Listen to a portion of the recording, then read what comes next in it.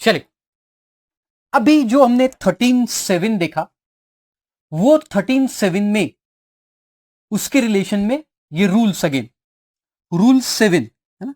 हम लोग अभी तक रूल्स देख के आ रहे हैं जो नए इंसर्टेड हुए। तो देखो, rule 7 has been inserted in IGST rule 17 vide notification 4/18 with effect from again 1st January 19। Okay, तो क्या है ये देखो, which provides that in case of service supplied on a same goods, मतलब एक गुड्स है और उसके ऊपर सर्विस सप्लाई हुई, by equally dividing the value of the service in each of the states और union territory where the services is perform. मतलब क्या, देखो समझो कि कोई एक गुड्स है और वो एक गुड्स के ऊपर दो स्टेट में सर्विस परफॉर्म हुई, सेम गुड्स है और सेम गुड्स के ऊपर दो स्टेट में सर्विस अगर परफॉर्म्ड होती है तो फिर वो दोनों स्टेट प्लेस ऑफ सप्लाई माना जाएगा, दोनों स्टेट, राइट।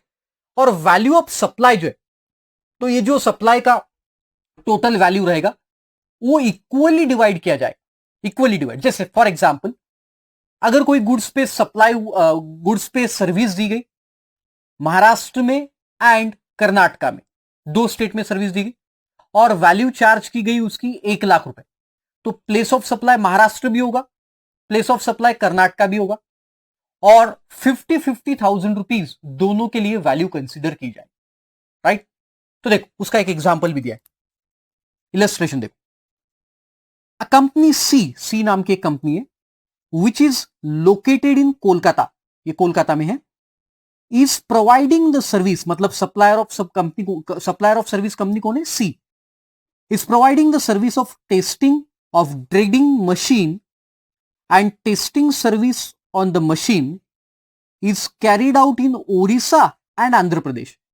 तो ये जो मशीन है, ये मशीन पे दो स्टेट में सर्विस दी जा रही है, टेस्टिंग सर्विस, ओडिशा में भी और आंध्र प्रदेश में। The place of supply is Odisha and Andhra Pradesh both, the place of supply दोनों हो गया, and the value of service in Odisha and Andhra Pradesh will be ascertained by dividing the service equally in these two states। तो value कैसे निकालेंगे, उन दोनों को equally divide करें, ओके। जहां पे ऑफकोर्स कॉन्ट्रैक्ट नहीं है, अगर कॉन्ट्रैक्ट है कि महाराष्ट्र की वैल्यू इतनी रहेगी और कर्नाटका की वैल्यू इतनी रहेगी तो 13.7 में आपको दिया है, पढ़ लो। और अगर वैल्यू नहीं है, कॉन्ट्रैक्ट नहीं, तो फिर ऐसा equal divide, simple, correct. Second, ये एग्जाम्पल ध्यान में रखो, ये एग्जाम में इस बार मतलब जो भी आप पढ़ेंगे उसको बहुत अच्छे से ध्यान में रखना पड़ेगा, ताकि जब भी आप अपीयर करो एग्जाम में क्वेश्चंस, तो ये आपको याद आना चाहिए, ये रूल्स याद आने चाहिए, ओके।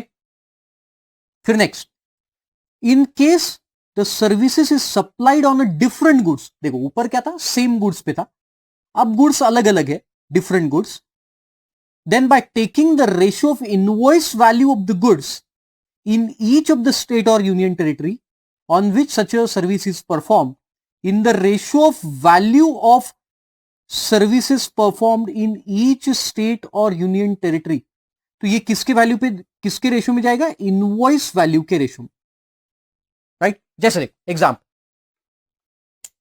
दो गुड्स है और वो दो गुड्स सिंगल पर्सन के, जैसे मैं आशीष के कोई दो गुड्स है और मेरे ये दोनों गुड्स पे, ध्यान से सुनना, मेरे ये दोनों गुड्स पे सर्विस परफॉर्म होने, जैसा एग्जांपल चलो मैं लेता हूं, वहां पे दिया वही एग्जांपल कंसीडर करते हैं, आशीष, okay.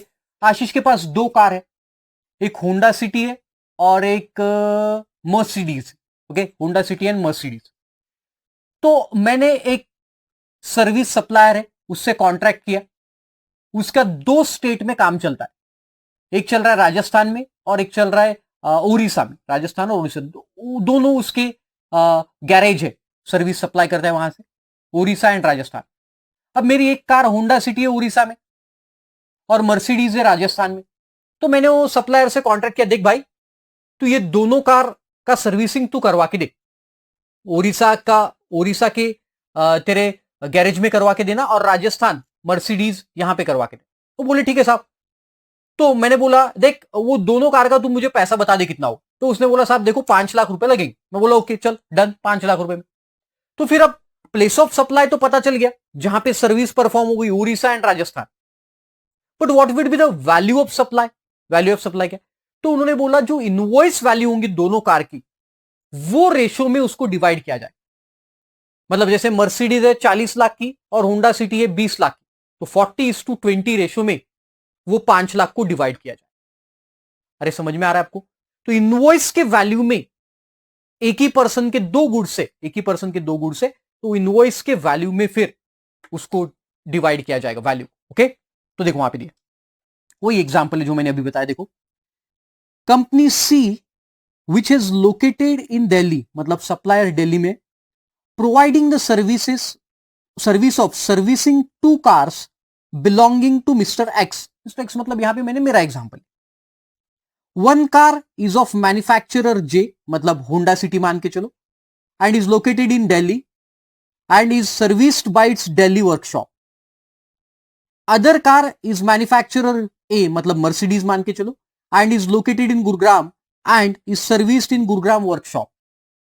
The value of service attributable to Union Territory Delhi and the state of Haryana, मतलब Gurugram, respectively shall be calculated by applying the ratio of invoice value। देखो कैसे निकालेंगे, ratio of invoice value of car J and car A of the total value of, जो भी total value of service रहेगी वो divide की जाएगी in the ratio of invoice value. Invoice का जो वैल्यू रहेगा उसके रेशियो में हम उसको डिवाइड करें। Simple as that. ओके, आया ध्यान में? तो आप इसको लिख लो, लिखेंगे तो याद रहेगा, वैसे याद नहीं रहेगा। Then next, in case the service is supplied to an individual, है ना, इंडिविजुअल को सर्विस दी, पर्सन को सर्विस दी। यहां पे गुड्स का था अभी तक, सेम गुड्स, यहां पे अब इंडिविजुअल की बात कर रहा है। अगर सर्विस इंडिविजुअल को दी गई देन वैल्यू कैसे? By applying the generally accepted accounting principle.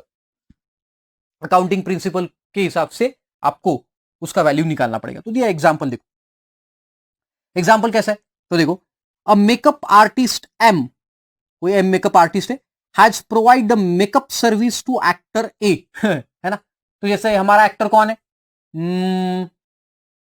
हमारी तो एक्ट्रेस है वैसे, लेकिन चलो एक्टर ले लेते, हाँ Akshay Kumar.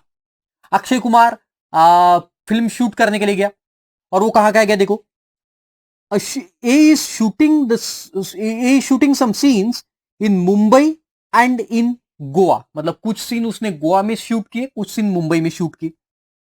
M provides the makeup service in Mumbai and Goa also. तो एम मुंबई भी गया, उसके साथ मेकअप करके दिया, और गोवा में भी गया मेकअप करके दिया। तो अब ये इंडिविजुअल पे जो सर्विस परफॉर्म हुई, अक्षय कुमार पे जो सर्विस परफॉर्म हुई, उसके प्लेस ऑफ सप्लाई तो मिल गए मुंबई एंड गोवा, है ना, परफॉर्मेंस बेस्ड सर्विस है। The services provided in Maharashtra and Goa, the value of service of Maharashtra and Goa will be ascertained by GAAP, generally accepted accounting principle। तो ये accounting principle आपको पढ़ने की जरूरत नहीं है, बस आप इतना ध्यान रखो कि अगर ये इंडिविजुअल पे सर्विस परफॉर्म हुई है और कॉन्ट्रैक्ट नहीं है कि मुंबई में कितना पैसा लेगा वो और गोवा में, वो उसके साथ एक कॉन्ट्रैक्ट कर लिया, भाई देख ये अक्षय कुमार जहां जहां जाएगा शूट करने, सीन शूट करने, वहां वहां तुझे मेकअप की सर्विस देना पड़े। तो फिर अब पूरा शूटिंग हो गया, अब उसने देखा कि मुंबई और गोवा दो जगह इसका हमने मेकअप करके दिया, तो फिर ऐसे केस में उसकी वैल्यू जो असर्टन करेंगे, वैल्यू तो उसने बता दिया 5 लाख रुपए, लेकिन अब वो 5 लाख कौन से स्टेट में कितना, तो गैप के हिसाब से, मतलब जनरली एक्सेप्टेड अकाउंटिंग प्रिंसिपल के हिसाब से डिवाइड कर। Okay, simple. चलो एक बार गो थ्रू कर लो। Same goods, different goods and individual, तीन चीजें यहां। सेम गुड्स पे है तो इक्वली डिवाइड करना, जितने से अगर 3 स्टेट होंगे तो 3 स्टेट में इक्वली करेंगे, 4 होंगे तो 4 में इक्वली करेंगे। डिफरेंट स्टेट्स डिफरेंट गुड्स है तो फिर क्या करेंगे हम लोगों ने देखा बेटा डिफरेंट गुड्स है तो इनवॉइस वाले में, और इंडिविजुअल से तो गैप के साथ, जनरली एक्सेप्टेड अकाउंटिंग प्रिंसिपल। फिर एक सर्कुलर छोटा सा देख लेते हैं उसको भी। सप्लाई ऑफ सॉफ्टवेयर और design by the supplier located in taxable territory, मतलब ये सप्लायर है, सप्लायर ऑफ सर्विस, ये है टैक्सेबल टेरिटरी में, और रेसिपिएंट जो है, रेसिपिएंट ये है नॉन टैक्सेबल टेरिटरी, मतलब मान के चलो जापान में, that is non taxable territory, right. तो देखो कौन सी सर्विस दे रहा है, सॉफ्टवेयर डिजाइन की by the supplier in taxable territory to a service recipient located in non taxable territory by using the sample prototype hardware, by using sample prototype or test kit is a composite supply। मतलब यहां पे software भी दे रहा है और hardware दोनों साथ में, राइट। तो इसे कंपोजिट सप्लाई बोलेंगे। Where such your testing is, और उसका testing is ancillary supply, then the place of supply of such your service would be the location of recipient. So service recipient का जो लोकेशन होगा वो माना जाएगा आपका place of supply. Place of supply क्या माना जाएगा, लोकेशन। तो हमेशा याद रखना सॉफ्टवेयर डिजाइन और उसके साथ हार्डवेयर भी जा रहा है, प्रोटोटाइप हार्डवेयर। प्रोटोटाइप मतलब क्या कि फाइनल डिजाइन रहता है, उसको अपन प्रोटोटाइप बोलते हैं। तो हार्डवेयर और सॉफ्टवेयर की सर्विस जा रही है। Software design supply service supplied by the person who is in taxable territory to a person located in non taxable territory by using sample prototype hardware और test kit is a composite supply. ये composite supply माना जाएगा, दोनों को एक साथ दे रहा है ऐसा माना जाएगा। और प्लेस ऑफ सप्लाई रेसिपिएंट का लोकेशन माने। ओके, कोई केस आया था उसके रिगार्डिंग उन्होंने एक सर्कुलर इश्यू कर। फिर नेक्स्ट सर्टन, यहां से अलग है, देखो certain cases where the location of supplier is treated as a place of supply. तो यहां पे देखो प्लेस ऑफ सप्लाई, अब आगे जो देखेंगे अपन यहां पे 13(8) में, is location of supplier of service, of supplier of service, important है, इसको प्लेस ऑफ सप्लाई में, ये प्लेस ऑफ सप्लाई ये सर्विस के लिए 13(8) देखो, the place of supply of the following services shall be the location of supplier of service. क्या माना जाएगा, location of supplier of service namely. अब इसमें 3 सर्विसेज है, ठीक है, ये ए, बी और अगले पेज पे सी, 3 सर्विस। तो देखो पहला A, services supplied by a banking company और फाइनेंशियल इंस्टीट्यूशन और a non banking financial company to account holders. तो ये जो सर्विस दी जाएगी किसको, किसने दी बेटा सर्विस, बैंकिंग कंपनी ने या फाइनेंशियल इंस्टीट्यूशंस। फाइनेंशियल इंस्टीट्यूशन मतलब क्या आगे, कोऑपरेटिव सोसाइटीज, ये सब आगे, और नॉन बैंकिंग फाइनेंशियल मतलब एनबीएफसीज भी आगे। ये जो अपने अकाउंट होल्डर को सर्विस देंगे, मान के चलो कोई बैंकिंग कंपनी ने जैसे इंडसइंड बैंक, एसबीआई बैंक अपने अकाउंट होल्डर को सर्विस दे रहे है ना। अब हो सकता है कि यहां पे जो आपका एक पर्सन जो है सप्लायर है रेसिपिएंट में से एक फॉरेन में, तो उसको सर्विस दी, तो फिर आपका जो सप्लायर का लोकेशन रहेगा, सप्लायर का लोकेशन वो माना जाएगा आपका प्लेस ऑफ सप्लाई, सप्लायर का लोकेशन। ओके, फिर सेकेंड इंटरमीडिएटरी सर्विसेज। इंटरमीडिएटरी मतलब क्या बेटा, इंटरमीडिएटली मतलब एजेंट, एजेंसी की सर्विस होती है जनरली, एजेंट, आड़तिया जिसको बोलते हैं एजेंट, वो हो गई इंटरमीडिएटरी सर्विसेज। जैसे देखो एग्जांपल में देता हूं कि कोई एक फॉरेन की कंपनी या एंजुलिना, एंजुलिना ने क्या किया, एंजुलिना ने उसका एक एजेंट अपॉइंट किया इंडिया में। आशीष नहीं रहे नलायक लोग, आपका नाम लो।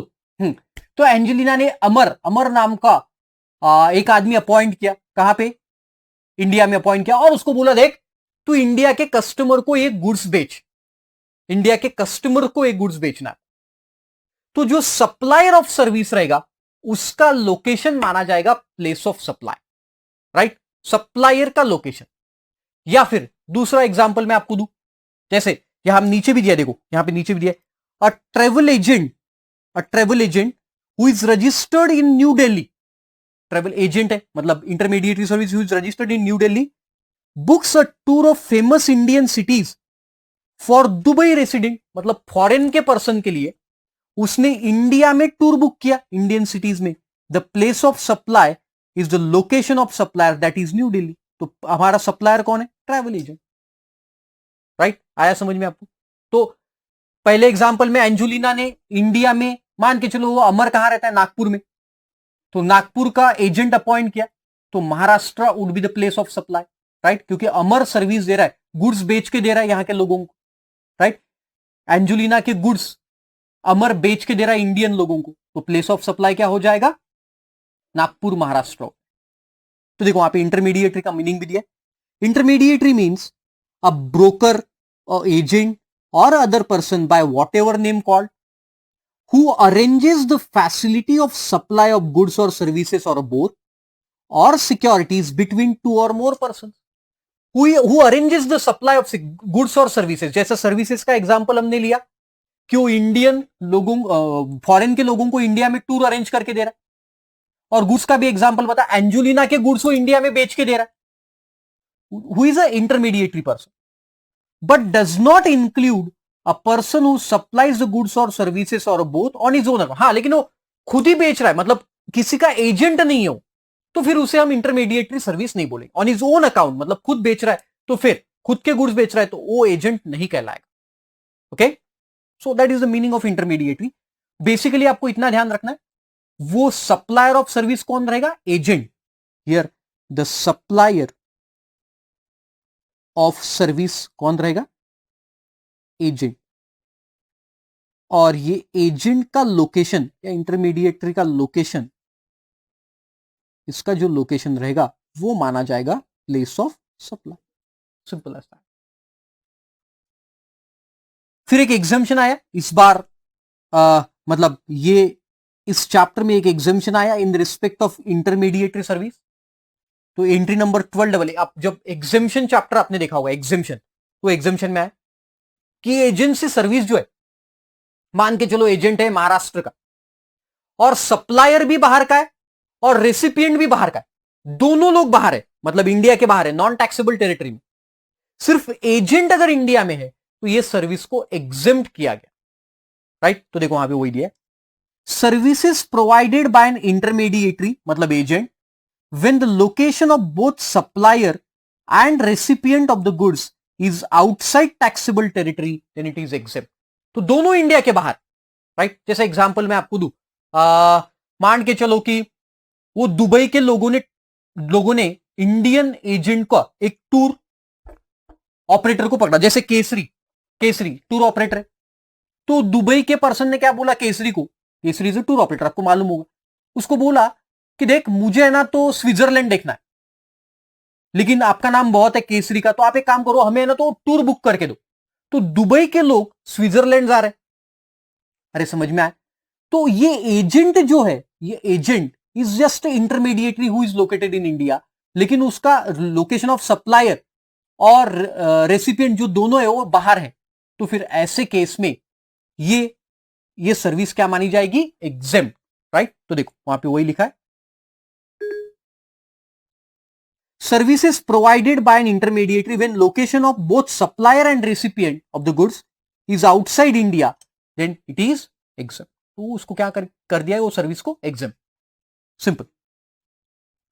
फिर ये थियोरेटिकल पार्ट है, उसको आप नहीं पढ़ेंगे तो भी चलेगा, डॉक्यूमेंटेशन क्या क्या रिक्वायर रहेंगे, और आपको मिनिमम 5 years तक रखना है। Copy of bill of leading, copy of execution of contract between supplier and, ये आपने नहीं पढ़ा तो भी चलेगा, एक बार देख, ठीक है। एंड देन सी, दो सर्विस हो गई। लोकेशन ऑफ सप्लायर, आपका प्लेस ऑफ सप्लाई माना जाएगा, प्लेस ऑफ सप्लाई जहां पे सप्लायर का लोकेशन है। तो कौन कौन सी देखी अपने, banking company, non banking financial institution अपने अकाउंट होल्डर को सर्विस दे रही, और इंटरमीडिएटरी सर्विस जहां पे एजेंट का प्लेस है, मतलब रजिस्टर्ड ऑफिस है, वही आपका क्या माना जाएगा, place of supply. Third one, services consisting of hiring of means of transport including yachts but excluding aircraft and vessel up to the period of 1 month। इसके ऊपर क्वेश्चंस आते हैं, ध्यान। मतलब क्या, समझो बात को, कि आपने क्या किया कि कोई फॉरेन कंपनी से ट्रांसपोर्ट मींस जो है ये हायर किया, हायर किया, एक्सक्लूडिंग एयरक्राफ्ट एंड वेसल, ये दो छोड़ के, मतलब क्या क्या, सपोज आपने यूएस से मान के चलो बसेस हायर किया या ट्रक हायर किया या ऑटो हायर किया, ट्रांसपोर्ट मीन, कोई भी transport means you hired for a period of 1 month, एक महीने के लिए हायर मतलब किराए पे लिए। इसमें सब आ गया except aircraft and vessel including HS, मतलब आपने एचएस भी ऑर्डर किया तो भी इधर आ जाएगा। एक्सेप्शन में है सिर्फ एयरक्राफ्ट और वेसल, एयरक्राफ्ट और वेसल छोड़ के आपने कोई भी ट्रांसपोर्ट मींस हायर किया दूसरे कंट्री से इंडिया में। अरे समझ में आया? तो फिर जो सप्लायर का लोकेशन रहेगा, प्लेस ऑफ सप्लायर, वो माना जाएगा आपका place of supply. Location of supplier is a place of supply. Okay, तो देखो वहां पे क्या बोलता है, services consisting of hiring of means of transport including याचेस, मतलब याचेस भी हायर किया तो भी अपने क्लॉज में आएगा, but excluding aircraft and vessel up to period of 1 month. अगर एक महीने तक, मतलब मान के चलो आपने 20 डेज के लिए बस हायर की, कहां से हायर किया आपने? यूएस से, एंजुलिना से, राइट, एंजुलिना यूएस में, उससे बस हायर किया आपने, तो सप्लायर का लोकेशन क्या, सप्लायर कौन है बताओ? एंजेलिना, तो प्लेस ऑफ सप्लाई क्या माना जाएगा? यूएस माना जाएगा। अरे समझ में आया? चलो और एक एग्जांपल लेते, आपने बस हायर किया जापान से हायर किया, और वो हायर किया लेट्स से 40 डेज के लिए, 40 डेज के लिए। बोलो what is the place of supply? क्या आप ये सेक्शन में आएंगे? The answer is no. यहां पे अप टू 1 मंथ किया तो ही फंसेंगे, अप टू 1 मंथ किया तो। अगर ये 1 मंथ से ज्यादा हायर किया आपने, कोई फॉरेन कंट्री से 1 मंथ से ज्यादा हायर किया, तो फिर आप ये सेक्शन के बाहर हो जाओगे, मतलब place of supply, location of supplier नहीं रहेगा, वो हो जाएगा लोकेशन ऑफ रेसिपिएंट। ये पहला पॉइंट। ओके, सेकेंड पॉइंट, अगर आपने एयरक्राफ्ट या वेसल हायर किया, भले क्यों ना हो अप टू 1 मंथ किया, मान के चलो एयरक्राफ्ट या वेसल आपने हायर किया यूएस से, एंजुलिना से, एंजुलिना के पास बड़ा एयरक्राफ्ट है और आपने उसको हायर किया for 20 days only, for 15 days only, for 10 days only, मतलब लेस देन 1 मंथ किया या अप टू 1 मंथ किया, फिर भी इस केस में location of supplier place of supply नहीं होगा। इस केस में प्लेस ऑफ सप्लाई होगा रेसिपिएंट का लोकेशन। अगर मैं किसकी बात करूं? एयरक्राफ्ट या वेसल की। लेकिन एयरक्राफ्ट और वेसल छोड़ के अगर कोई भी ट्रांसपोर्ट मींस है, एयरक्राफ्ट एंड वेसल छोड़ के अगर कोई भी, बेटा ध्यान से सुनना, एयरक्राफ्ट और वेसल छोड़ के कोई भी ट्रांसपोर्ट का मींस है और आपने अप टू 1 मंथ उसको हायर किया है, then place of supply would be a location of supplier. Location of supplier को प्लेस ऑफ सप्लाई माना जाए। आपने याचिस ऑर्डर किया for 21 days, what is the place of supply? The location of supplier 21 days के लिए। लेकिन वही एचएस आपने 50 डेज के लिए ऑर्डर किया, तो फिर आप यहां से बाहर हो जाओ, मतलब आपको 13(2) एप्लीकेबल हो जाए, और 13(2) बोलता है प्लेस ऑफ रेसिपिएंट, मतलब इंडिया माना जाए। ओके, तो देखो वहां पे लिखा, this it means that transport are supplied on hire for a period of more than 1 month. अगर मोर देन 1 मंथ है, the place of supply shall be determine as per section 13(2), that is place of recipient या location of recipient. अरे समझ में आया? 1 month से ज्यादा है।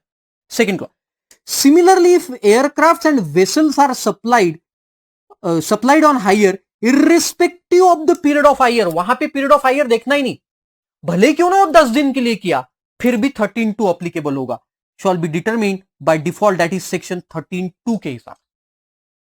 अरे आया ध्यान में? तो ये जो क्लॉज एप्लीकेबल है, this is excluding aircraft and vessel, and अगर हायर 1 महीने तक किया, आप हिंदी में लिख लेंगे। ओके, लिखो, अगर कोई ट्रांसपोर्ट मींस हायर किया है up to period of 1 month, bracket में लिखो, but excluding vessel and aircraft, सामने एरो करके लिखेंगे 13(8) एप्लीकेबल, मतलब POS is equal to supplier's location, supplier's location. But अगर नीचे लिखो, बट अगर एयरक्राफ्ट और वेसल है, भले ही क्यों ना 1 मंथ से कम हायर पे लिया है, 1 मंथ से कम हायर पे लिया है, still 1380 is not applicable, 1380 is not applicable, मतलब 13.2 एप्लीकेबल होगा और रेसिपिएंट का लोकेशन माना जाए। आई होप आपके समझ में आ गया। चलो एग्जांपल देखो, Mister X an unregistered person based in Jaipur, Jaipur का है, leaves for Dubai on holiday, he hired a car from Dubai for 10 days, car hire किया है, कार फॉर 10 डेज, मतलब लेस देन 1 मंथ है। तो फिर सप्लायर का लोकेशन देखा जाएगा, तो सप्लायर कहां का है, देखो दुबई का, कार कहां की, दुबई की। The place of supply is the location of supplier, that is Dubai. तो दुबई का प्लेस ऑफ सप्लाई माना जाए। सिंपल।